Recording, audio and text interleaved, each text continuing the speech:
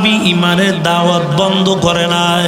ওই আরবের জমিনের মধ্যে আপনার আমার নবী ইমানের দাওয়াত দেয়, আর কাফেরের দল পাগল পাগল বলে আমার নবীর গায়ের মধ্যে পাথরগুলো মারে।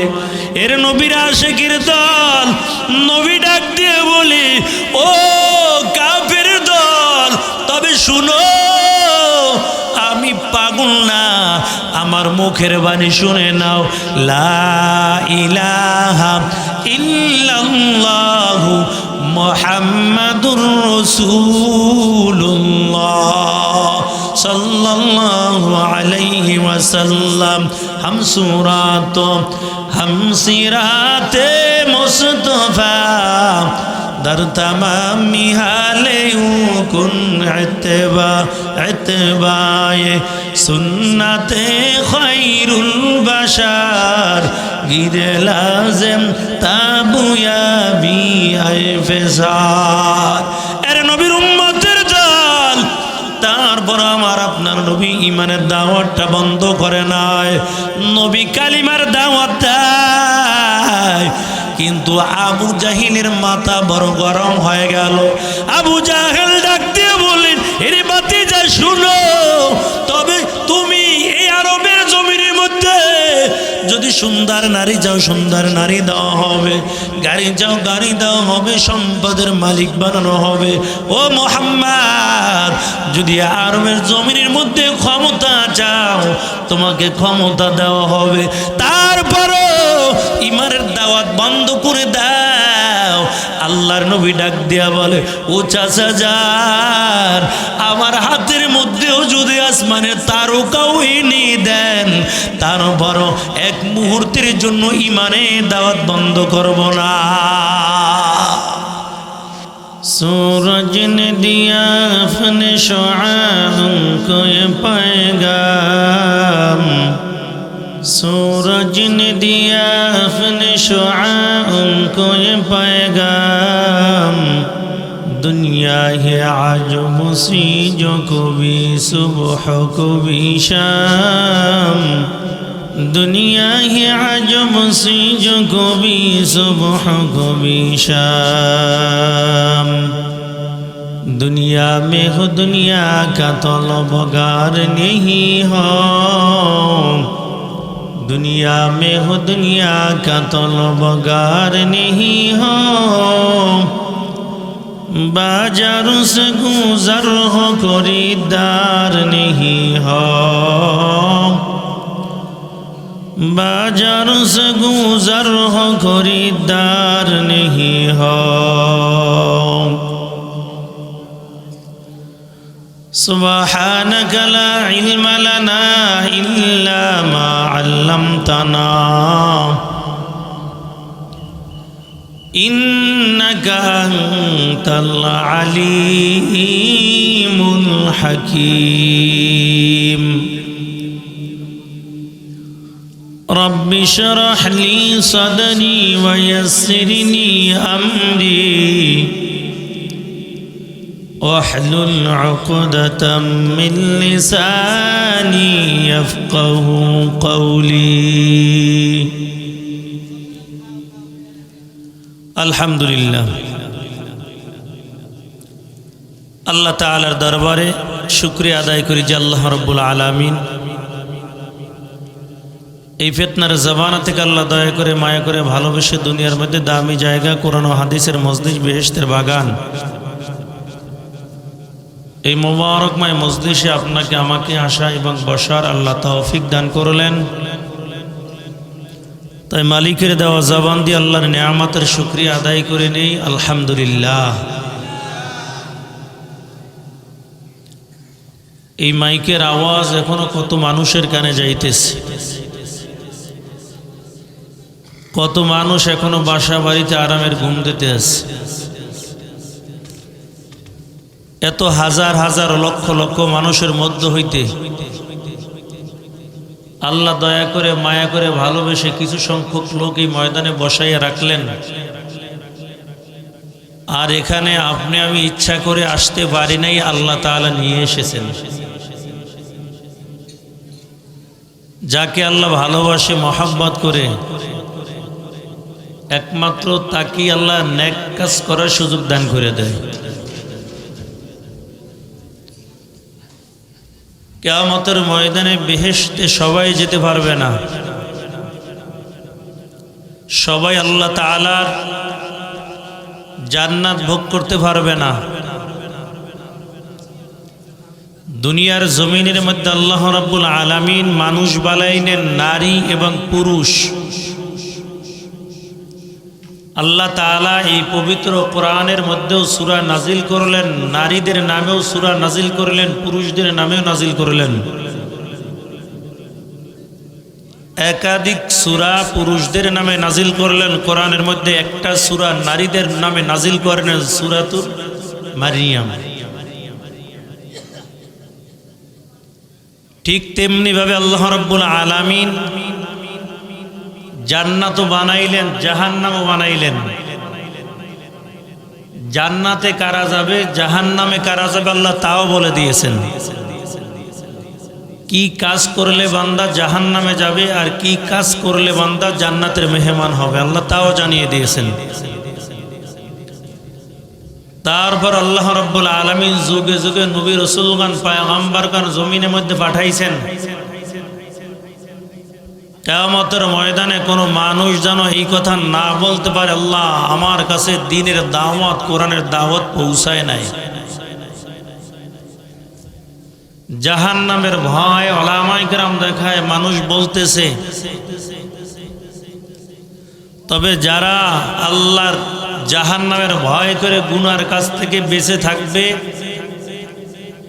আল্লাহ বলেন তাদের কোনো চিন্তা করা লাগবে না, পরকালে তাদের আপ্যায়ন করার জন্য আমি জান্নাতুল ফেরদাউস বানিয়ে রাখলাম। তবে কি কাজ করলে বান্দা জান্নাত পাবে আর কি কাজ করলে বান্দা জাহান্নামে যাবে? লক্ষাধিক নবী রাসূলগণ দুনিয়ার জমিনের মধ্যে পাঠাইলেন। একজন নবী পাঠাইলি হয়তো আল্লাহ লক্ষাধিক পাঠাইলেন, যেন মানুষ না বলতে পারে আল্লাহ একজন নবী পাঠাইছে, পুরো বিশ্বাস ছিল না। নূহ পয়গম্বর ৯৫০ বছর দিনের দাওয়াত দিয়েছেন। ৪০ থেকে ৪২ জন অথবা কোন রিওয়ায়াতে ৮০ থেকে ৮২ জন লোক কালিমা পড়ে মুসলমান হয়েছেন। ঠিক তেমনি ভাবে যুগে যুগে আল্লাহ রাব্বুল আলামিন নবী পাঠাইলেন। তাদের একটাই কাজ ছিল, তোমরা ঈমান আনো, ভালো কাজ করো, নেক কাজ করো, পরকালে জান্নাতের মেহমান হইতে পারবা। নবী চলে গেছে, তার কিতাবও ওখানে শেষ হয়ে গেছে। একজন নবী আল্লাহ রাব্বুল আলামিন পাঠাইলেন, যাকে দুনিয়ার জমিনের মধ্যে আল্লাহ রাব্বুল আলামিন পাঠাইয়া বলেন, ওয়ামা আরসালনাকা ইল্লা রাহমাতাল লিল আলামিন ইমামুল আউয়ালিন আল আখিরিন বাহর সাদাকা রাহমাতান লিল আলামিন সাইয়্যিদুল কওম নাইন খাতুমুল মুরসালিন আখির মুদবুদ ফখরুল আউয়ালিন সদা জুদাশ রাহমাতান লিল আলামিন মসজিদে ওশুদ হামারু ওয়া জমিন। ও নবীর উম্মতের দল, আল্লাহ রাব্বুল আলামিন বলেন, ও বিশ্ববাসী মানব মণ্ডলী শুনাও, আমার বন্ধুকে আমি দুনিয়ার জমিনের মধ্যে রহমত স্বরূপ আমি প্রেরণ করলাম। আমার নবী মানুষের জন্য রহমত, ওই মায়ার নবী গাছের জন্য রহমত, সমস্ত প্রাণীর জন্য রহমত। কয় দুনিয়ার জমিনের মধ্যে যত মখলুকাত রয়েছে সমস্ত মখলুকাতের জন্য আপনার আমার নবী দুনিয়ার জমিনের মধ্যে রহমত স্বরূপ। এরে আল্লাহর বান্দা, ওই পয়গম্বর দুনিয়ার জমিনের মধ্যে আসার পর আল্লাহর নবী এমন ভাবে দুনিয়ার জমিনে চলে, মায়ার নবী দুনিয়ার জমিনে যখন আসলো, নবী দুনিয়ার জমিনে আসার পর বাবার চেহারাটা দেখতে পারে নাই। আপনার আমার নবী মায়ার নবী, এতিম নবী, বিশ্ব নবী, যখন নবীর বয়স 6 বছর হয়ে গেল, ওই নবী আমার নিজের মাকেও হারাইলো, মা দুনিয়ার থেকে বিদায়। আমার নবী বড় এতিম। নবীর দাদা ডাক দিয়া বলে, ও মুহাম্মদ, তোমার কোনো চিন্তা করা লাগবে না, এখন থেকে আমি তোমার দাদা তোমার মাথার উপর ছায়া দিয়ে রাখব। আমার নবী বড় এতিম হয়ে গেল। এরে আল্লাহর গোলাম, নবীর বয়স যখন 12 বছর হয়ে গেল, নবীর দাদাও দুনিয়া থেকে বিদায় হয়ে যাবে। নবীর দাদা বড় অসুস্থ। আব্দুল মুত্তালিবকে ডাক দিয়া কয়, ও আব্দুল মুত্তালিব। আবু তালেবকে আল্লাহর পয়গম্বরের দাদা ডাক দিয়ে বলে, আবু তালেব, আমার নাতি মুহাম্মদকে তোমার হাতের মধ্যে তুলে দিলাম।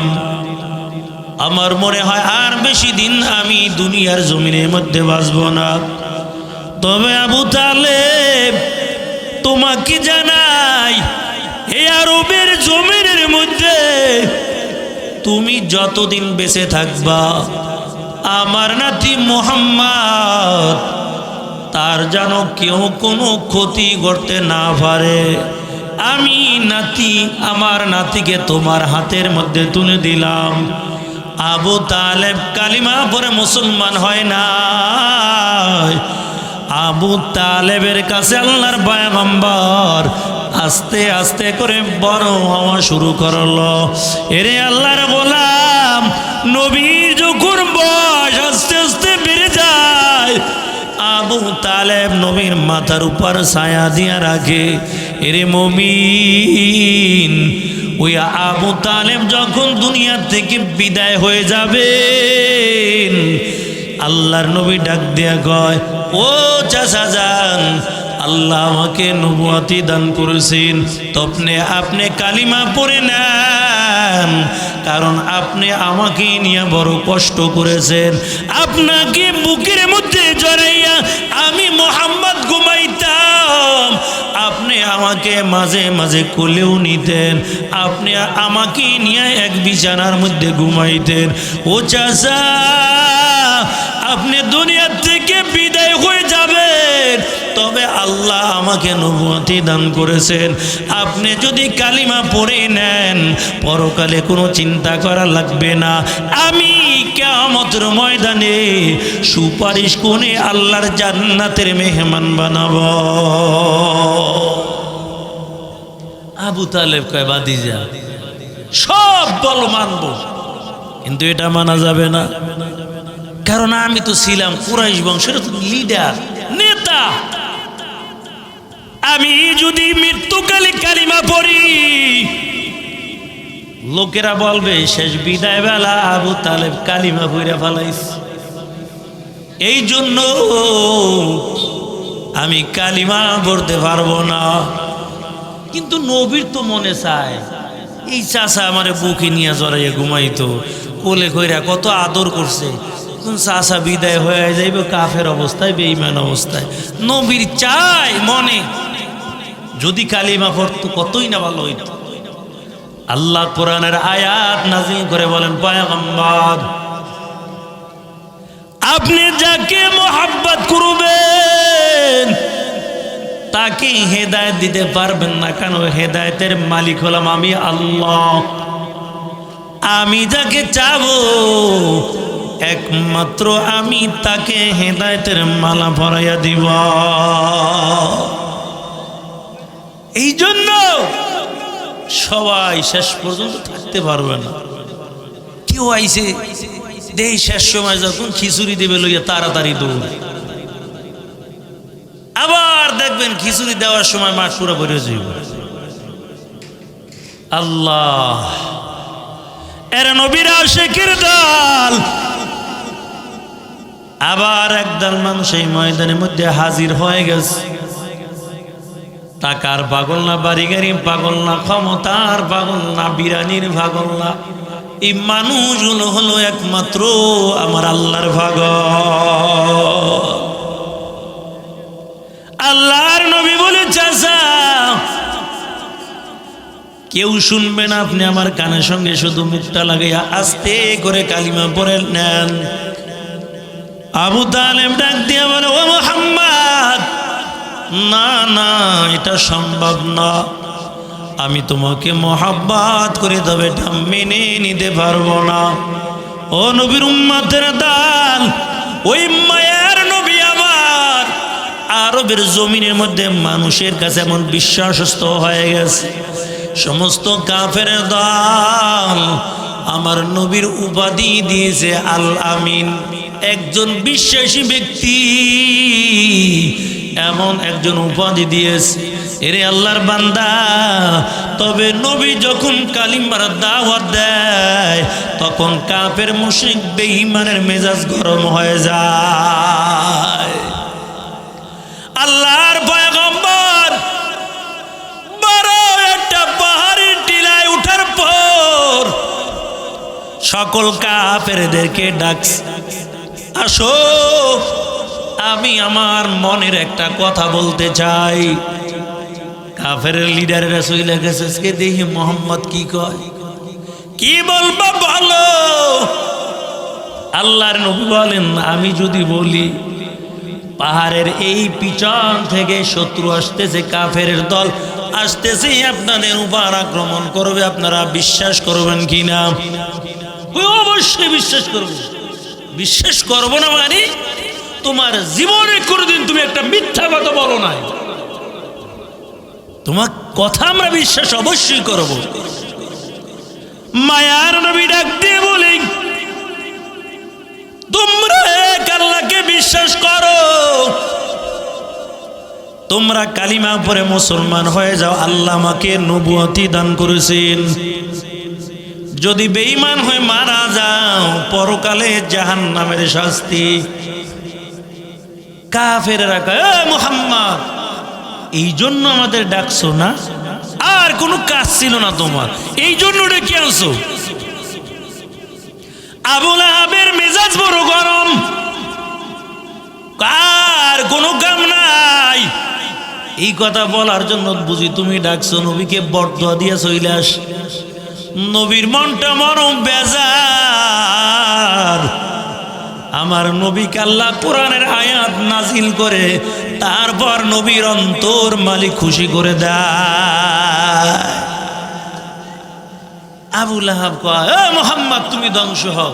আল্লাহ বলেন, তাব্বাত ইয়াদা আবি লাহাবি ওয়া তাব মা আগনা আনহু মালুহু ওয়া মা কাসাব সায়াসলা নারান যাতা লাহাব লাহাবি ওয়া ইমরাতুহু হাম্মালাতাল হাতাব ফি জিদিহা হাবলুম মিন মাসাদ। আল্লাহ বলেন, ওই আবু লাহাবের দুই হাত ধ্বংস হয়ে যাক। এর নবীর উম্মতের দল, আল্লাহর পয়গম্বরের মনটা বড় বেজার। তারপর নবী ইমানের দাওয়াত বন্ধ করে নাই। ওই আরবের জমিনের মধ্যে আপনার আমার নবী ইমানের দাওয়াত দেয়, আর কাফেরের দল পাগল পাগল বলে আমার নবীর গায়ের মধ্যে পাথরগুলো মারে। এর নবীর আশিকের দল, নবী ডাক দিয়ে বলি, ও শুনো, আমি পাগল না, আমার মুখের বাণী শুনে নাও। লা ইলাহা ইল্লাল্লাহু মুহাম্মাদুর রাসূলুল্লাহ সাল্লাল্লাহু আলাইহি ওয়াসাল্লাম।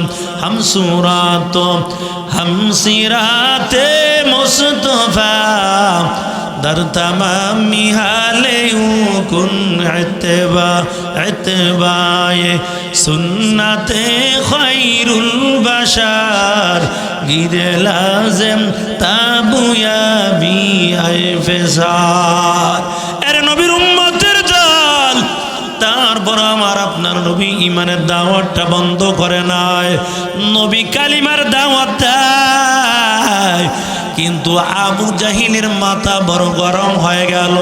আবু জাহেল ডাক দিয়ে বললেন, এরে ভাতিজা শুনো, তবে তুমি এই আরবের জমিনের মধ্যে যদি সুন্দর নারী যাও সুন্দর নারী দেওয়া হবে, গাড়ি যাও গাড়ি দেওয়া হবে, সম্পদের মালিক বানানো হবে।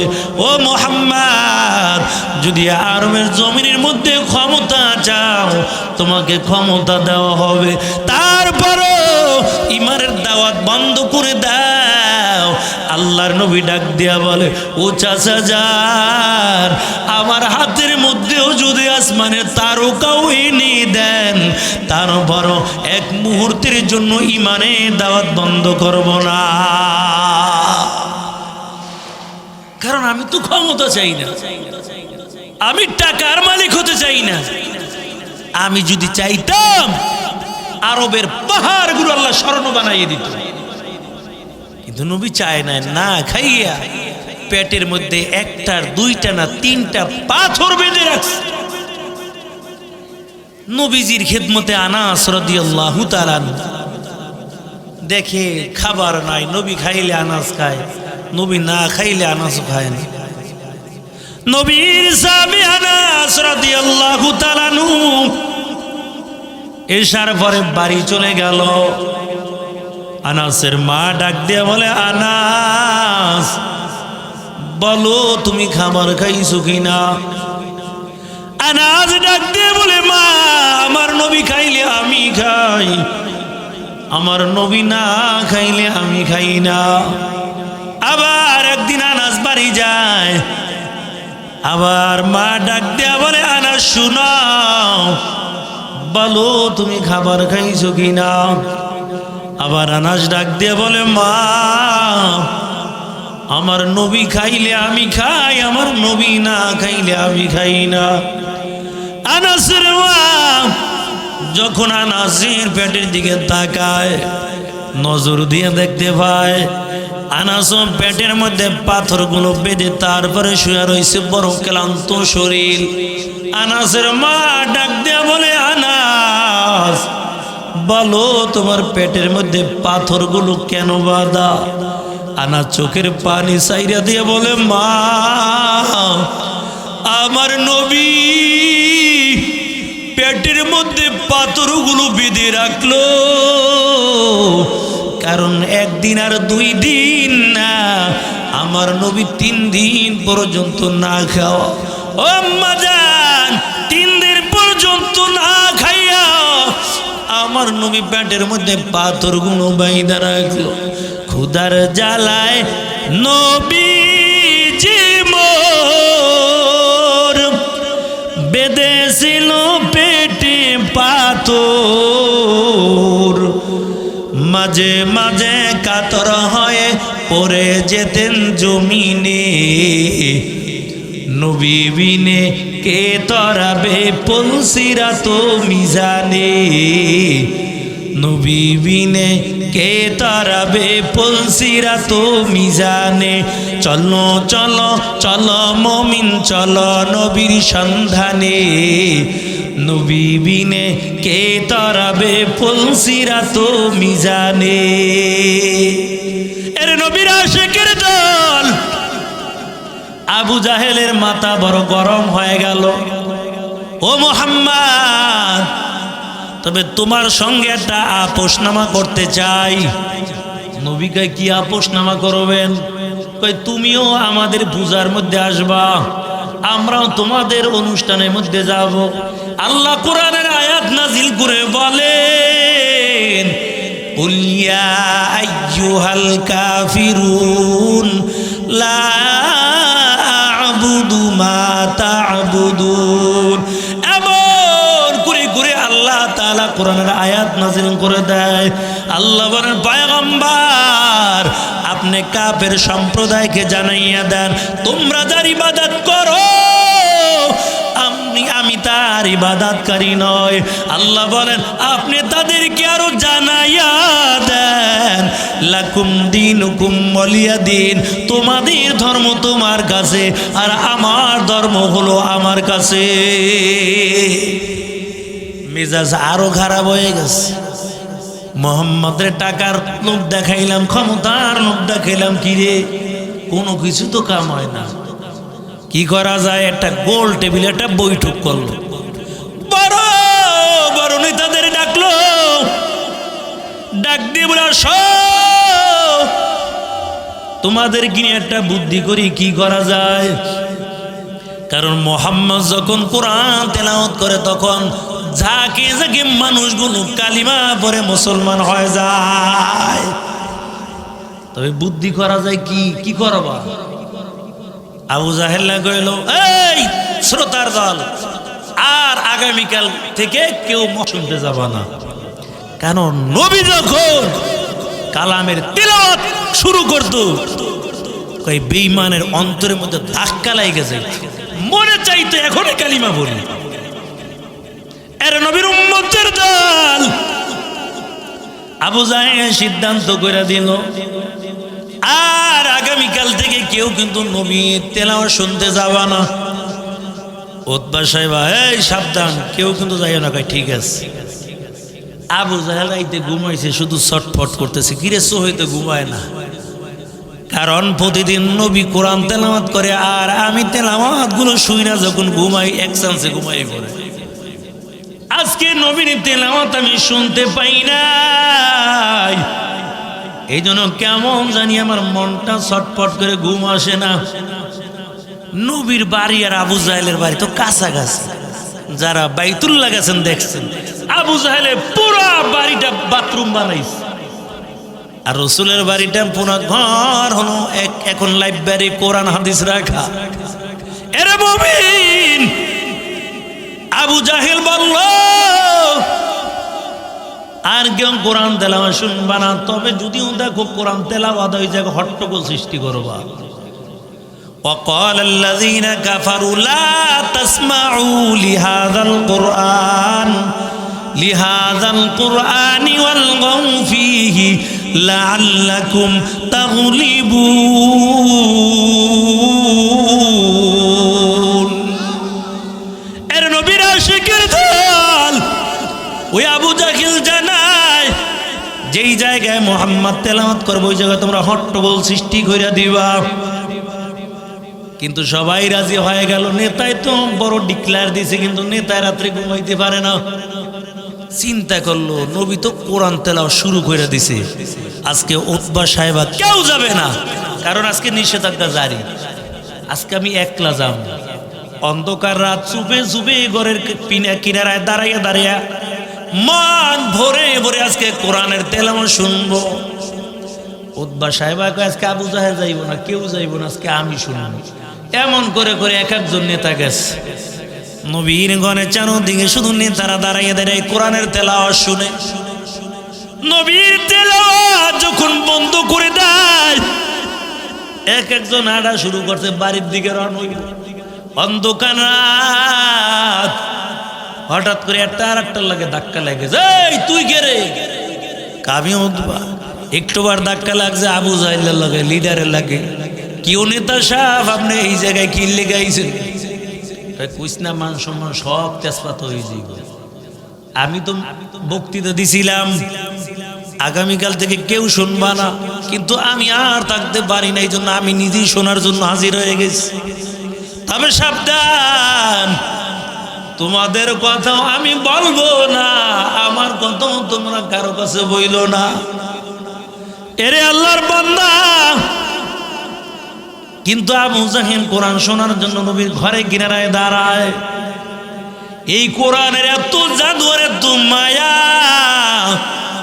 কয় কোনো ব্যক্তি কোরআন পড়তে পারো না, কোরআনকে বুকে জড়াইয়া কয় মোহাম্মত করে আয়াতের উপর হাতের আঙুলগুলো যদি একের পর এক টানতে থাকো, মায়ার নবী বলেন কোরআন তেলাওয়াত করলে যেই সব হইতো এই পরিমাণ সওয়াব আল্লাহ তাআলা ওই বান্দার আমলনামায় দান করে দেয়।